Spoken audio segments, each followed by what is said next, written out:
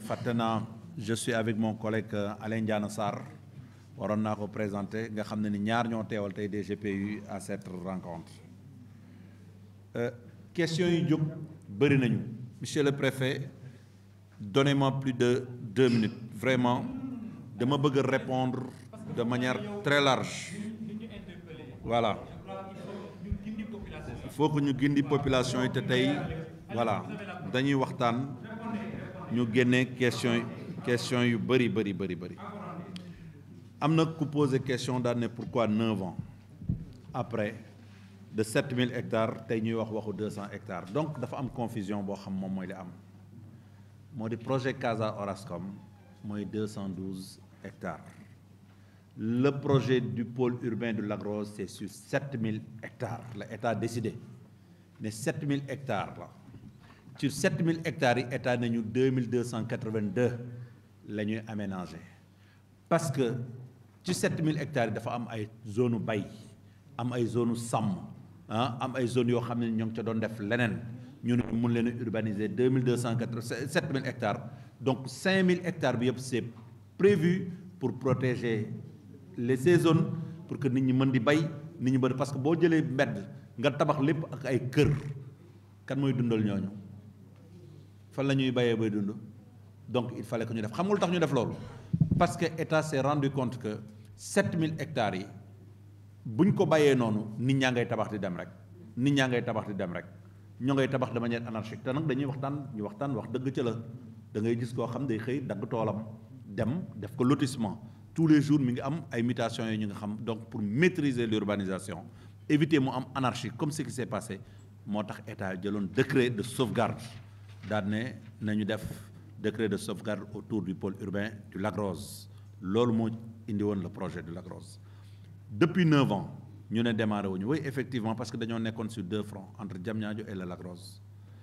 projet du Lac Rose mooy projet bi nga xam ne ni moo gën a ambitieux mais day doon projet de sauvegarde vraiment des intérêts des populations locales parce que monsieur le maire xam na li may wax yéen a ngi wax waxu kayit naan kayit effectivement DGPU dafa jël engagement ne les villages dañ koy maintenir kenn du ko laal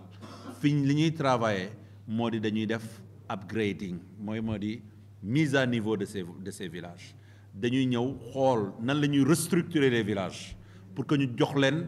nu mu tuddati un cachet de modernité ci loolu la ñu njëkk a travailler man mën naa ci wax parce que le nouveau délégué général bi mu egsee loolu la ma njëkk a liggéeyloo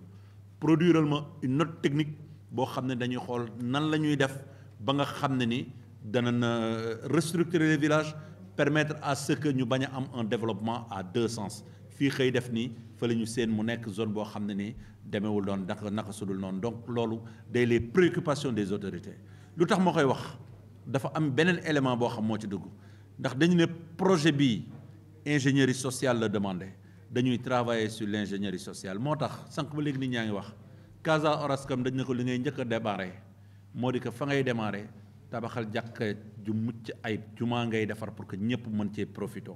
loolu lañ ko njëkk a demandé biñ ci jógee ñu ne ko deuxième chose bi nga xam ne ni moom ngay def on démarre avec une mosquée et quoi d'autre encore quel est l'adresse et un poste de santé centre de santé lañ moom lañ waxuñu poste de santé centre de santé dañ ne ko loolu ngay njëkk a tabax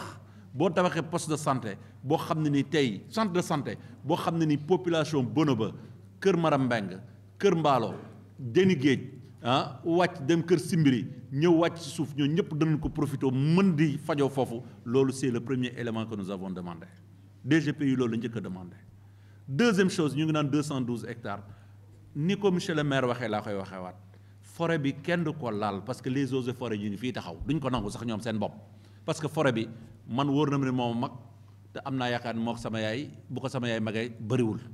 ay génération lañu donc du loo xam ne ni ñun dañuy ñëw tey jël responsabilité ne dañ koy dindi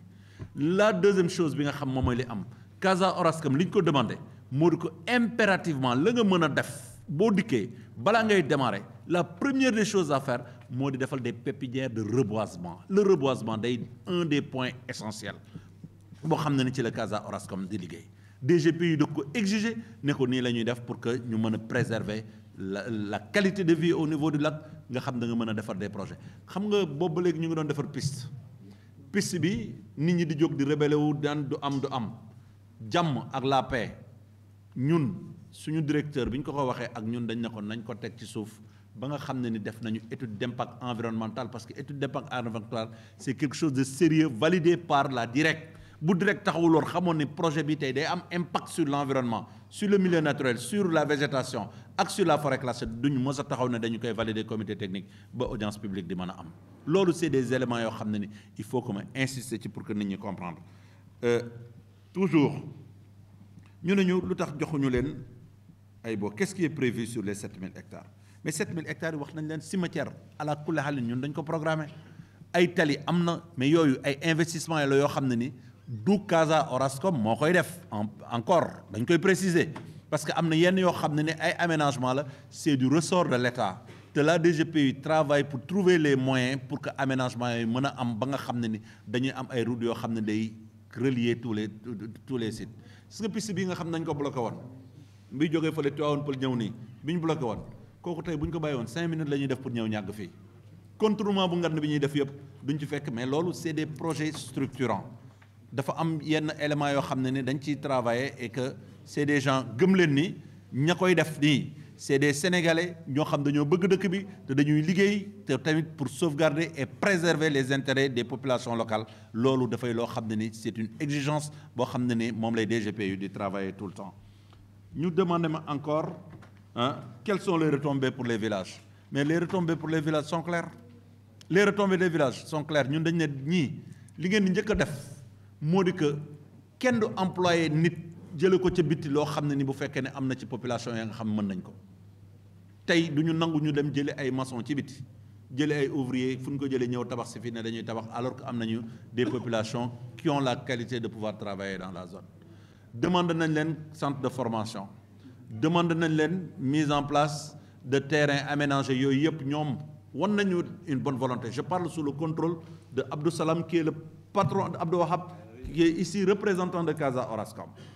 man dañoo toog ñu wax ak moom ba démb rek ci mujj mu ne ma ñun mën nañoo def avec les moyens appuyer les populations pour que le projet am cette acceptation sociale ba nga xam ne ñëpp dana xam ne ñun ñëwuñu fi pour faire du profit parce que c'est pas une entreprise qui est venue faire du profit parce que à la kulli haalin nit ñaa ngay avancer di dem dëkkuwaay yaa ngi kii nañ ko maîtriser loolu moom mooy li am au bénéfice des Sénégalais parce que tey jii nañu comprendre que nation lañ nekk nous sommes dans un pays te bu ñu nee nation ce n'est pas le njàmbur que je suis wala bawol wala ñëpp foo dem war nga fa mën a am dëkk waaye ni ko constitution bi garantiré moo tax ñun ñuy travailler actuellement à faire en sorte que l'urbanisation soit maîtrisée dans la zone toujours bon voilà préfet heureusement que répondre nga à cette question Casa Orascom def fi dara c'est l'État sénégalais la DGPU est représentante de l'État du Sénégal mooy aménager moom la ñu demandé autorisation ñu def tey jii bu Casa Orascom jógoon na day piste bii ne kenn du fi jaar ñun ñooy jëkk a jël décision ne ko enlève ça parce que fii nous sommes la police et le régulateur de cette superficie de 7000 hectares titre foncier la dana ma permettre ma mën a ñëw taxaw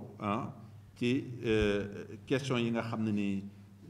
dañoo bëri nag de parce que pël yi dañoo dégg wolof man dama foogoon ne sama mbokk pël yi dégguñu wolof barki yàlla mais tey moom gis naa lu ma yéem ci kuno mi on naa leen wolof kono kam li ma gis nii tey yéem na ma bon am na yeneen question yoo xam ne dikk na fii l'autre élément moo di effectivement wax nañu daal ne tool yeeg ñoom it seen Casa Orascom xool leen affiche bi gis nga Casa Orascom bu nu jëloon superficie initiale bi ñu ko njëkkoon a jox day gën a compliqué parce que dafa laaloon ay ñàgg wolof ñàgg pël institut Mos Dahir non limites yi moom la laaloon les zones d'extension institut Mos Dahir hôtel bii ñu nekk ni tey loolu lépp ci la bokkoon parce que ba ñu koy def c'était en 2018 la ñu commencé woon di programmer li tax ngeen di dégg Casa Orascom xëy na du ma def délit d'initié parce que dinaa wax loo xam ne ni moom mooy li am li tax kayit yi yéex ba léegi moo di que DGPU dañ ko jox décret ne ko suuf si mi ngi nii mais ñu toog lu yàgg jotuñu ay kayit auprès des domaines et des impôts mënoo régulariser ay nit jox leen i kayit fekk ni yow autorisation bañ la jox ne la terrain bi yaa koy aménager kayit ba yaa ngi koy xaar muy ñëw ba pare le titre foncier au nom de la DGPU dañ koo yéex a jox donc loolu day doon élément bi mën a expliquer le pourquoi boobu ba léegi defuñu peut-être que mais c'est une volonté boo xam ne ni autorités yi dañoo taxaw jël ko engagement bi ñu taxaw wax ko monsieur le maire mii mën na seede yàgg nañ ko wax ne ko régularisation des villages dañ koy def régularisation yi yëpp zone d'extension yi dañ koy prélever mais mënoo ñëw defar titre foncier boo xam ne ni yow bi nga xam ne ni jox nañ la titre foncier defe naan du secret laay wax parce que day leeral rek moo di këyit la woon boo xam DGPU dafa daw lu yàgg tamit pour mën a am titre de propriété bi même si bu fekkee décret bi génn na ni moom la woon donc loolu moom mooy procédure administrative moo gudd taxoon ba nga xam mënuñu jël benn dëkk lii nag maa ngi koy seede Bara Diouf ba mu ñëwee DGPU ba léegi amul benn bail boo xam ne ni signé na ko amul benn bail boo xam ne signé na ko fa dafa toog di xaar di xool di observer lan lay def di audit foncier beeg yooyu loolu moom mooy li am donc ku la ne tey jii ci Lac Rose bi signé nañ fi diw bail wax na lu ko neex ku dul Casa Orascom te Casa Orascom dañu ne dañ koy jël mu nekk précurseur depuis 2018 ñu ne ko démarrer dañuy wax rek dañuy waxtaan wax dëgg ca la kon kuy toog naan signé nañu bail diw jox nañu kële bail wala joxul keneen bail day nekk dans la spéculation rek Casa Orascom baayam bi date de 2018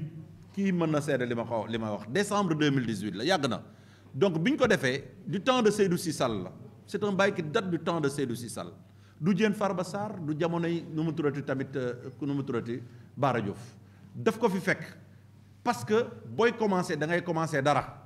Lac Rose Diamniadio bi ñu koy commencé dañ ko commencé ak Sénégindia dañ ko commencé ak Jetran dañ ko commencé ak Envol ñooñu ñoo commencé pour montrer que le projet est tangible à partir de là ñu commencé di jox des baux à d'autres acteurs pour que ñu ñëw donc pour rassurer Khady Diaw dama koy wax en public ñëpp nga Khady Diaw man la jox ay dossiers en 2018 man maa jot ay dossiers je le dis ici bi mu ko bindee Seydou Sy Sall dafa jàpp sama loxo ne ko am joxal mbay téyel mais mënuñu signer un bail sur un dossier qui n'existe pas mënuñu signer un bail boo xam ne ni ñun jotaguñ ko woon léegi nag le dossier bi ngi ci biir mais il y a pas de souci il faut toujours refaire les démarches nécessaires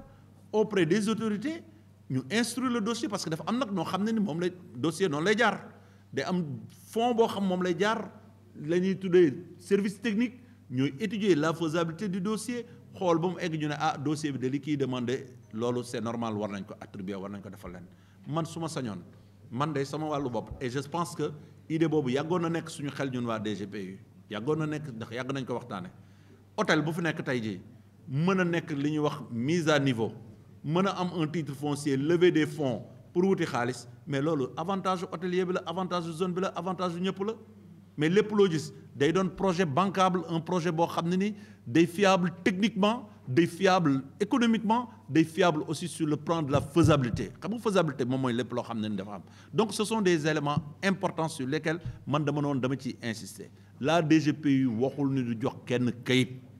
je le répète encore la DGPU jël na engagement restructurer remembrer defaraat les villages intégrer leen ba loolu lépp budgétisé woon nañ ko ba def étude de faisabilité bi ndax bi ñu commencé Lac Rose la première chose qu'on a faite jël cabinet boo xam ne moo ñu defal assistance à la maîtrise d'ouvrage pour wax ñu lan la ñuy def cabinet ba def étude dañu lii lay doon chiffré ko ne tant de milliards moom moo war a defal le pôle urbain de Lac Rose sur une durée de 30 à 40 ans donc loo xam ne da nga koy def étape par étape la c'est un processus évolutif loolu dama bëgg nit ñi xam ko du loo xam danaan pëyëx rek wadd ci kaw nit ñi beneen mbir am na Casa Orascom Abdou am na fi ñoo xam ne toog nañu ne ñoom ay chauffeur la ñu am nañu ay permis fi bu ñu sañoon ñoom la ñuy jël dans les chantiers dañ ko posé on pose des questions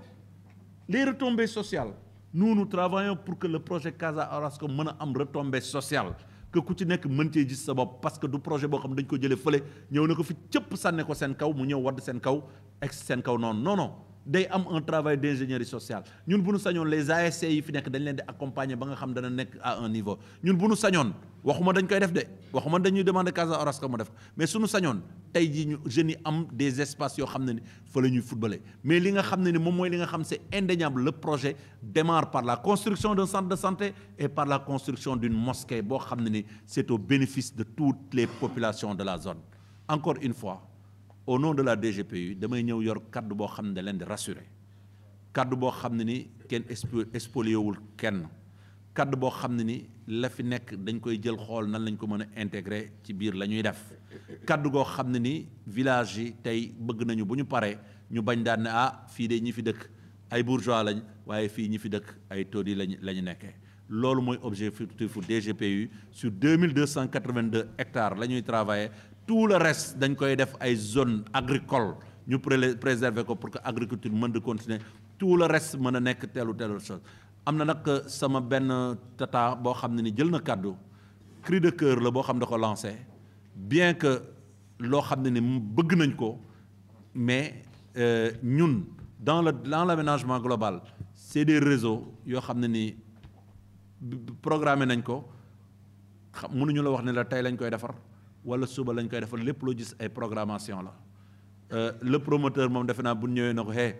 jëlal ndox nga yóbbu ko ba village bële waa bëna yóbbu leen courant indi leen ko boobu promoteur bi dana yéen le développeur li ngeen koy laaj bi nga commencé metti kat est-ce que du ngeen ma dawloo am na yenn yoo xam ne nii donc dans la faisabilité tout ce qui est faisable danañ ko def la DGPU xam leen ni mooy dooni seen interface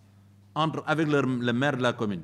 mooy doon seen interface avec le promoteur lépp loo xam ne ni soxla ngeen ko bëgg ngeen ko yaakaar ne war na mën a nekk incha allahu rabbi danañ ko kii man loolu rek laa amoon loo xam ne ni maa ngi koy kii dégg naa leen nag parce que ndaw laa lii ma wax fii li ci bëri ci sama xam-xam la ak tamit li may waxtaan ak sama kilifa su ma delloo dinaa ne ko population yi de nee nañu lii lors de l'audience publique lii la population yi wax seen problème mu titre yooyu dinaa ko rapporter incha allahu rabbi ne ko carrément lii la ci population wax mais man ala kulli alin la nga xam ne ni moo doon sama wareef mooy ma rassurer leen sur ces éléments wax leen lu tax kenn jotagul kayitam lii moo tax kenn joxewul loolu kayit ya parce que Bara Diouf amul kenn koo xam ne tey ji mën nga taxaw ne Bara Diouf signal na ma bàyyi amul kenn ku taxaw fi daana man Bara signal na ma bàyyi amul bi mu ñëwee ba léegi ça fait presque 1 an donc ma nga dans le processus pour xool qu'est-ce qu'on fait léegi nag ce travail boobu la ñuy continuer incha allahu rabbi moi je rendrai compte bu soobee yàlla et que vraiment loolu laa amoon lu may wax monsieur le préfet j'ai été long mais il fallait que je donne ces explications. Anta Seck di environnementaliste Casawarascom. D'accord Anta par rapport ak li nga xamante ne dégg nga ko ñu soulever ko. li gën a important muy bande filao yi ak nit ñi nu ñu dëkkee. mu juróon ay njàkkare si nit ñi lan nga ñu si mën a leeral. ci waxtu bu gàtt rek moo mën a wax pour gën leen leerlu projet Casawarascom dafa projet boo xamante ne développement urbain la indi maanaam planification urbaine lañu njëkk teg sax balaa ñoo wax ci affaire bu tabax ak jaay et ci planification bi ba ñu xaymaa li nekk ci hectares yi ñu ngi ci 80 hectares de filao de bande de filao et bokkul ci suñuy projet dagg ko wala jaay ko wala exproprier ko quoi que ce soit au contraire dañoo bëgg reboiser ko liggéey lëkkaloo liggéey ak eaux et forêt gën a dooleel forêt classée bi gën a indi ay parcs yoo xamante ne population bi dina ci mën a jëfandikoo Casawarascom dina ci mën a jëfandikoo ñi fiy dëkk ñiy jóge feneen pour tourisme bi dinañ ci mën a jëfandikoo et loolu bu demee ba sori tamit daanaka bëgg nañ boo xam bu boobaa densité bi dina am dinañ réutiliser eaux usées yi pour gën ko yokk incha allah mais filao yi moom pour dara seen xel prévoir duñ ko laal. au-delà de filao yi aussi ñuy wax wàllu lac bi ñu ko xamee mu nekk zone lac nan ngeen faxee liggéey ba doole am impact si lac. ku wax environnement di ngeen wax ci écosystème. et projet ville verte bi bañ koy xayma xam nañ ni daanaka ci ñetti zone écosystème yu dangereux moo fi nekk à savoir l'écosystème lacustre le lac Rose l'écosystème des Niayes la zone dunaire et l'écosystème marine et on sait que actuellement le lac est le point le plus bas ce qui fait déjà il y a une communication entre le lac et la mer loolu bokk na loo xam ne dinañ lëkkaloo ak centre de suivi environnemental mooy ñi fi ñëwoon tey direct ak ñooñu gën cee liggéey pour gën ko renforcer sànq ci étude bi ci audience bi ñi ngi wax assainissement tey xam nañ ni lac bi at ci ginnaaw dafa perdoon coloration rose am parce que dafa amoon eau pluviale yu ñu dévier mu ñëw fii ci suñuy projet ba ñuy njëkk tàmbali étude lañ tàmbali et ba ñuy tàmbali étude dañoo wax assainissement eau pluviale incha allah dañoo bëgg créer ay bassin de rétention ci biir bande yoo xamante ne eau pluviale yi duñu ñëwati ci vers Lac Rose parce que ku ne habitat construction nañ xam ne ndox bi day bëri mais dañ koy retenir feneen yeneen yi jéem ko dévier vers la mer lu toll ci eau usée tey ku wax 216 hectares le nombre d'habitants on dira qu'il y aura beaucoup d'eau usée et pour ces eaux usées là dañoo bëgg def incha allah un système de traitement éco-responsable à savoir le filtre ponté le lagunage le centre de compact station compacte et même le bioroc on pense à cela et bu boobaa on va recueillir les eaux usées, pas de fosses septiques. On va les retravailler, retraiter dans des systèmes éco-responsables, innovants. Et encore mieux, cette eau-là, on prévoit de les utiliser dans le renforcement de la bande de filao. Madame, tout ce qui est dans l'el gantiax, Inch'Allah Rabbi. Donc, il y a une carte de rassurer la population. Pour wax leen rek tëj ci gàttal ak tënk ko Casa Orascom yàgg na liggéey ci àddina projet bu mel ni ville verte ville à ville durable yàgg na ko def daanaka def na ko ci dëkk yu bëri ça va Monténégro El Gouna Égypte Maroc dëkk yu bëri defal na ko et pour encore gën a dooleel population bi ne ñëwuñu exproprier seen ay terrain dañoo ñëw defaraat dëkk bi ñu dëkk ci harmonie ñëpp am ci accès muy école muy espace vert muy loisir muy stade lépp dañ leen di jox exemple tey ci projet Baraka c'était un projet porté par Casa Orascom bu ñëw fekk bidonville ci Liberté 6 ñu pas de ñu reloger leen ci benn zone tabaxaatal leen seen ay zone def ko ay immeuble may leen ko kon tey bu ñu nee dañoo ñëwaat fii di def projet ville verte am seen ay ambition man de mën naa leen leeral ci sama kàddu que ñëwuñu pour yàq ñëwuñu pour exproprier seen ay terres daanaka dañoo ñëw pour liggéey ak yéen lëkkaloo ak yéen pour plus de développement dans la zone incha allah rabbi.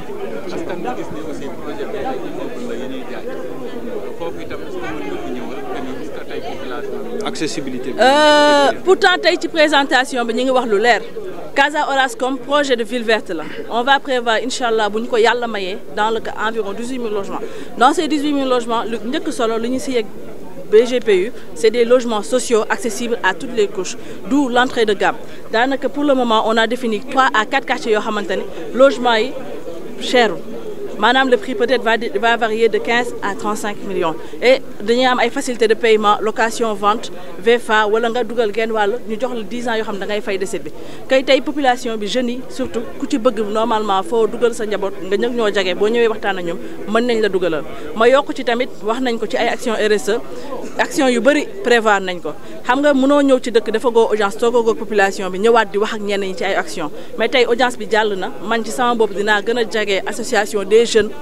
des femmes ñi nga xam ni sama kii lañ pour ñu waxtaan parce que prévoir nañ tey liggéey ak ministère de la formation professionnelle pour accompagner les jeunes yoo xamante ni tey bëgg nañ liggéey ci projet bi ak ci leneen ak leneen ñu defal leen formation ndax lu gën a gàtt ci wax mooy projet bi day jeex mais tey xale bi boo ko formé même bu paree fii liggéey mën na amaat feneen liggéey loolu bokk na ci li ñu prévoir incha allah. DGPU la mooy délégation générale au pôle urbain de Diamniadio de Lac Rose DGPU moo ëmb yëpp ci biir loolu mu ëmb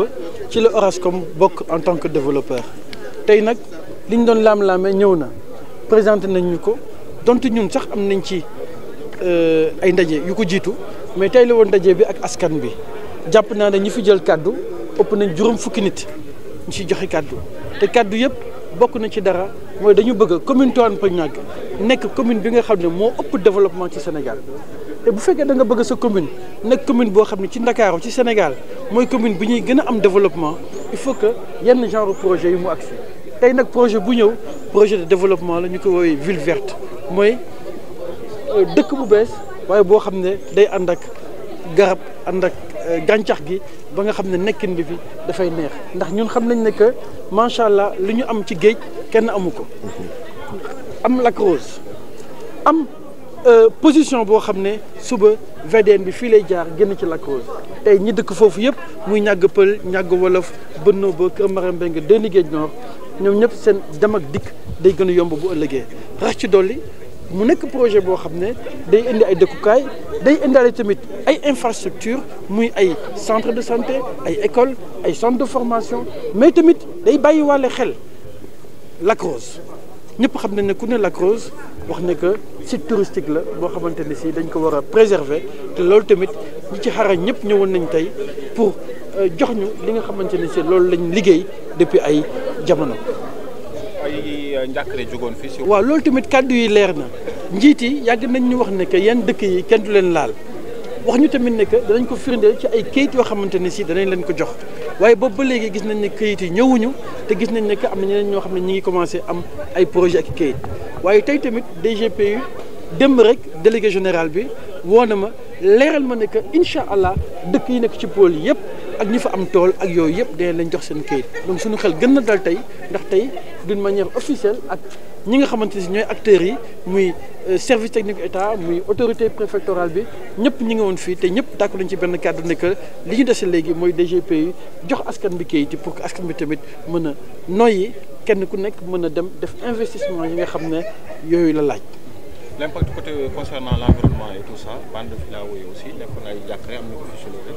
waaw loolu dañ ciy indi lu leer bu ko kenn laam-laamee wax nañ ko ci waxtaan bi kenn daggul filao yi dañ leen di gën a dëgëral foog naa direction de l'environnement bi nga xam ne moo jiite woon étude d'impact environnemental bi wax na ci lu leer développeur bi aussi ak DGP wax nañ ci lu leer kenn daggul bande de filao yi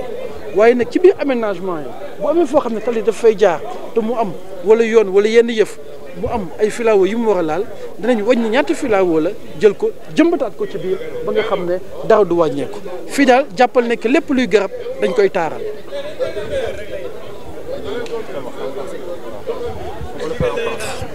J'ai une question en français à monsieur le maire. Le projet VILVERT qui est présenté donc comme un modèle de ruralisation durable. Donc,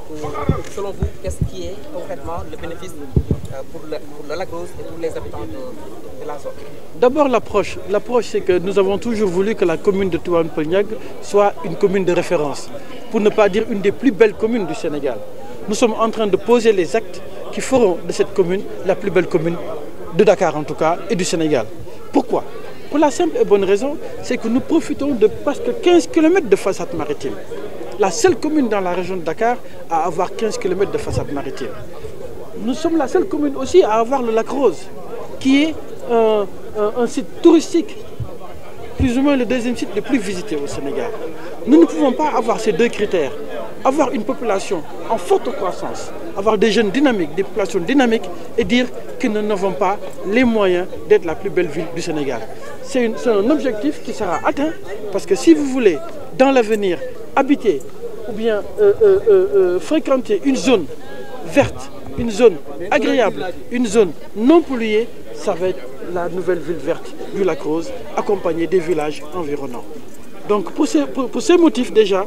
nous sommes très satisfaits de ce projet. Le deuxième impact, c'est que le Lac Rose va devenir une ville beaucoup plus touristique et une ville résidentielle. Tout cela cumulé avec l'appui des experts en environnement, des experts en assainissement, des experts en urbanisation, des experts en cadre de vie, plus la vision, les conseils de la population rajoutés à tous ces experts finit par donner un produit, le Sénégal de 2050 si je peux le dire, mais le Sénégal vert, Dakar, Lac Rose, ville verte, avec plus de 140 000 habitants qui viendront habiter dans cette nouvelle ville, sachant que cette nouvelle ville sera accompagnée des villages environnants de Tivaouane Peulh, de Niaga Wolof, de Benobo, Keur Marembeng, de Ndiguej Nord et Niakoulrap aussi. Et donc nous sommes persuadés que, hormis le côté résidentiel, hormis le côté activité touristique, ce sera un capital très très important en faveur de l'emploi des jeunes, des centres de formation. Tout cela sera pris en compte par rapport à la réalisation de ce projet. En tout cas, nous, population de la commune de Tivaouane Peulh Niaga, nous sommes fiers, heureux d'accueillir ce projet et nous ne ménagerons aucun effort pour sa bonne réalisation.